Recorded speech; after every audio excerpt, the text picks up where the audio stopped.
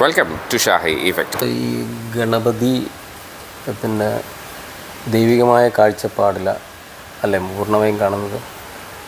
എൻ്റെ ഇഷ്ടദൈവമാണ്. ഇഷ്ടദൈവമാണ്. പിന്നെ എല്ലാത്തിനും കാരണമുണ്ടല്ലോ. ഇല്ല, നമ്മുടെ തീരുമാനമല്ലല്ലോ. അല്ല. അത് ഇത് ഗണപതികൾ ഇങ്ങനെ വന്നുകൊണ്ടിരിക്കുന്നു.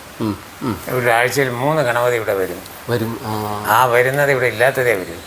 2 ഗണപതി ഒരുപോലെ ഇല്ല ഇവിടെ വീട്ടിൽ. അപ്പോൾ അതൊക്കെ ഒരു അത്ഭുതമല്ലേ. പിന്നെ ഇവിടെ ഈ വീട് ഉല്ലാണുണ്ടാക്കാൻ കുഴിച്ചു. അപ്പോൾ കുറേ വിഗ്രഹങ്ങൾ കിട്ടി. അപ്പോൾ പണ്ട് ഇവിടെ ഒരു അമ്പലം ഉണ്ടായിരുന്നിരിക്കും നൂറ്റാണ്ടുകൾക്കും. സ്വാതി തിരുനാളിൻ്റെ ഇതെനിക്ക് കിട്ടി. മഹാരാജാവ് തന്നിട്ട് ഒരാഴ്ച കഴിഞ്ഞാൽ അദ്ദേഹം മരിച്ചു.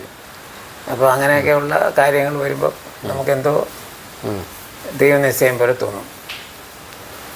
ഈ ഇത് ഗണപതിയായി ബന്ധപ്പെട്ട ഒരുപാട് കീർത്തനങ്ങളും കാര്യങ്ങളൊക്കെ ഉണ്ടല്ലോ, അതൊക്കെ നോക്കാറുണ്ട്. നമ്മൾ ഇതിൻ്റെ ആദിത്യമന്ത്രവും ഗണപതി സ്തുതിയും കഴിഞ്ഞിട്ടേ തുടങ്ങുള്ളൂ പ്രോഗ്രാം സ്റ്റാർട്ടിങ് അല്ലേ? ഒരിക്കലും അല്ലാതെ തുടങ്ങിയിട്ടില്ല.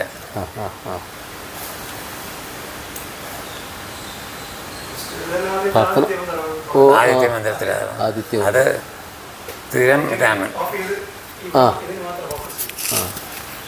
സാറുടെ ഈ പ്രാർത്ഥന മുറി ഇത് തന്നെയാണോ? അല്ല, അത് വേറെ പൂജാമുറി എവിടെയാണ്. പൂജമുറി എവിടെ ഉണ്ടല്ലേ? അവിടെയാണ് തിരുനാളിൻ്റെ. ഓക്കെ. ഇതിൻ്റെമായി ബന്ധപ്പെട്ട ചിട്ടകളോ കാര്യങ്ങളോ എന്തെങ്കിലും? പൂജയിലൊക്കെ ചിട്ടയുണ്ട്. ഇവിടെയൊന്നും ഇല്ല. ഇല്ലല്ലേ? ഇവിടെ വർഷത്തിലൊരിക്കൽ തുറന്നു കൊടുക്കും പബ്ലിക്കിന് കാണാൻ വിനായക ചതുർത്ഥിക്ക്. ഇത്തവണ 1300 പേര് വന്നു. 1/2 ദിവസം കൊണ്ട്.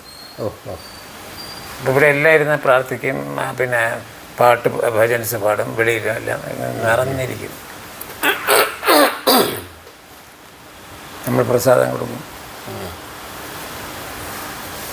ഞാൻ എഴുതിയ ഒരു പാട്ട് 2 പാട്ട് ഇടക്കാളയല്ലേ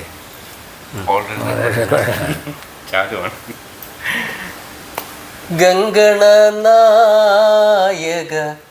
ഹേ വരദായക സിദ്ധിവിനായക വന്ദേഹം. ഗംഗണനായക ഹേ വരദായക സിദ്ധിവിനായക വന്ദേഹം.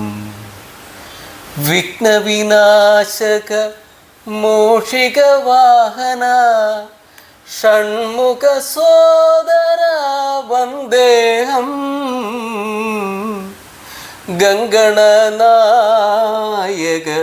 ഹേ വരദായക സിദ്ധിവിനായക വന്ദേഹം.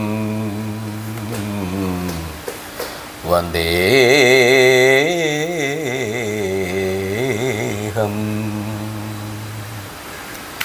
അവലും മലരും പഴവും തരുവേൻ അവിടുന്നടിയനു തുണയരുളാൻ.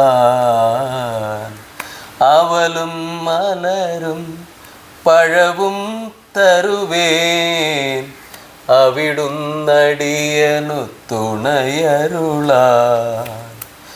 മടിയരുതേ ഗജമുഖനേ നിൻ നടയിൽ വീണു വണങ്ങുന്നു.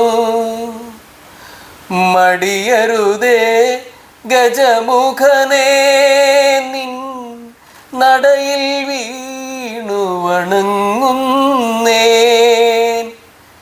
ഗംഗണനായക